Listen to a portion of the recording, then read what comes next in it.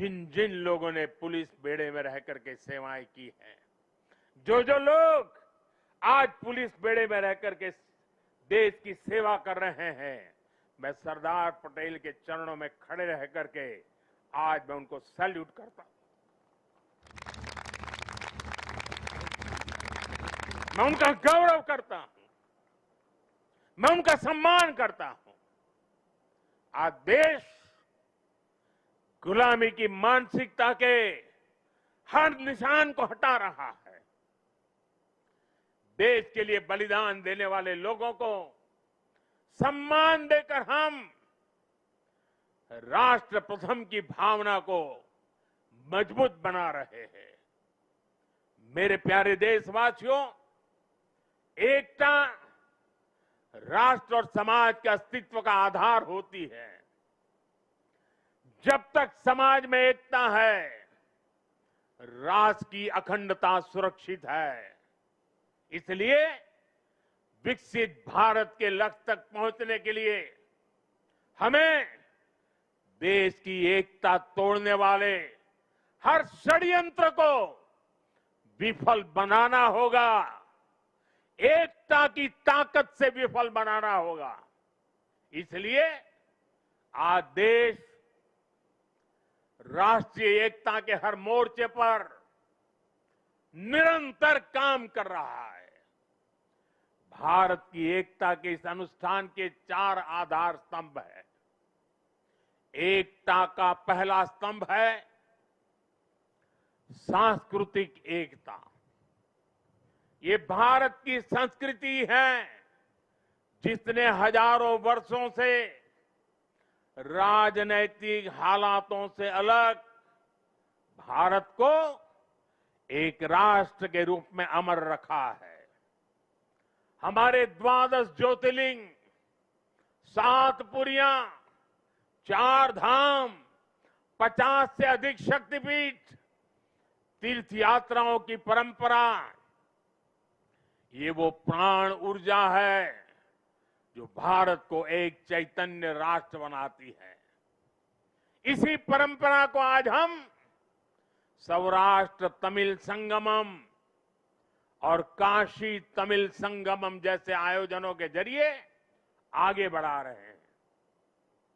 हम अंतर्राष्ट्रीय योग दिवस के जरिए भारत के महान योग विज्ञान को नई पहचान दिला रहे हैं।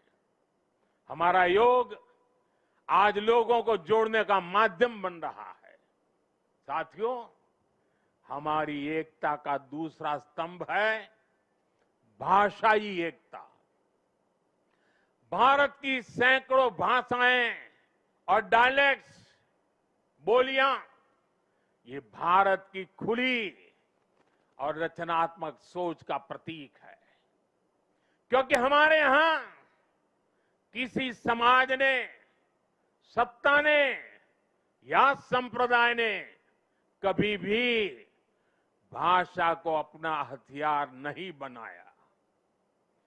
एक भाषा को थोपने का प्रयास नहीं हुआ। तभी भारत भाषाई विविधता की दृष्टि से विश्व का इतना समृद्ध राष्ट्र बना है।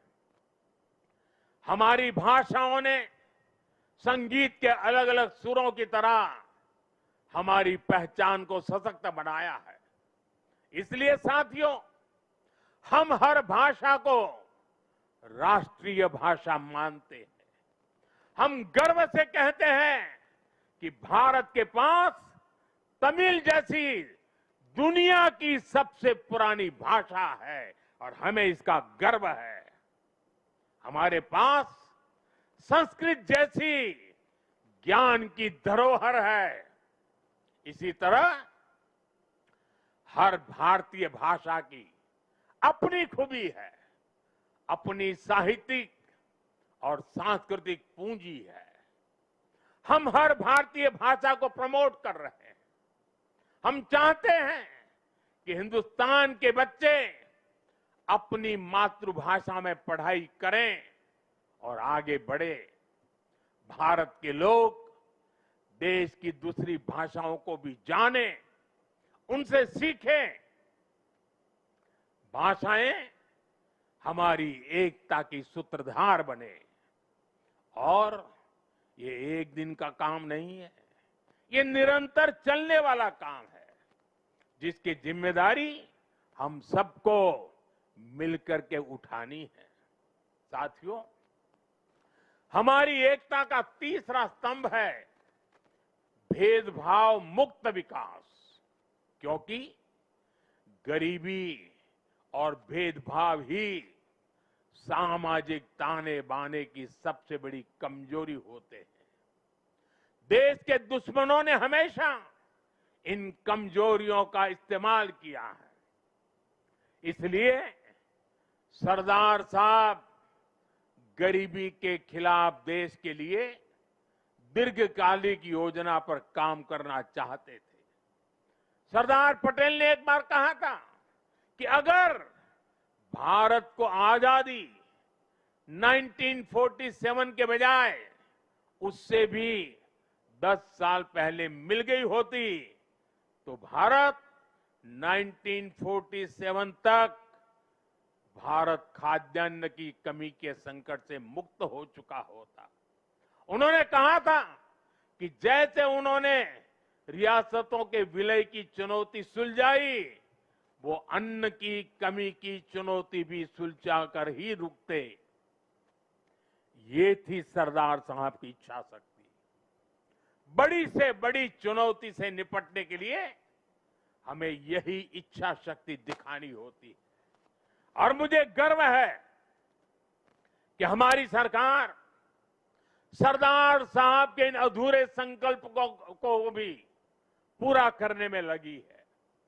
बीते एक दशक में हमने 25 करोड़ देशवासियों को गरीबी से बाहर निकाला है। आज करोड़ों गरीबों को घर मिल रहा है, घर घर साफ पानी पहुंच रहा है, मुफ्त इलाज की सुविधा मिल रही है।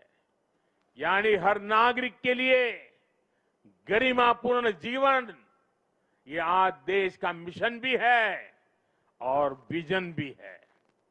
भेदभाव और भ्रष्टाचार मुक्त ये नीतियां आज राष्ट्रीय एकता को मजबूत बना रही है। साथियों, राष्ट्रीय एकता का चौथा स्तंभ है कनेक्टिविटी से दिलों का कनेक्शन। आज देश में रिकॉर्ड हाईवेज और एक्सप्रेसवेज बन रहे हैं। वंदे भारत और नमो भारत जैसी ट्रेनें भारतीय रेल को ट्रांसफॉर्म कर रही है। छोटे शहर भी अब एयरपोर्ट की सुविधा से जुड़ रहे हैं। इस आधुनिक इंफ्रास्ट्रक्चर से भारत को लेकर दुनिया का नजरिया ही पूरी तरह बदल रहा है। इसने उत्तर से दक्षिण, पूरब से पश्चिम देश की दूरियों को भी कम किया है। आज लोग आसानी से दूसरे राज्यों में पर्यटन के लिए जा रहे हैं, व्यापार के लिए जा रहे हैं। ये पीपल टू पीपल कनेक्ट और कल्चरल एक्सचेंज, उसका एक नया दौर है जो राष्ट्रीय एकता को बल दे रहा है।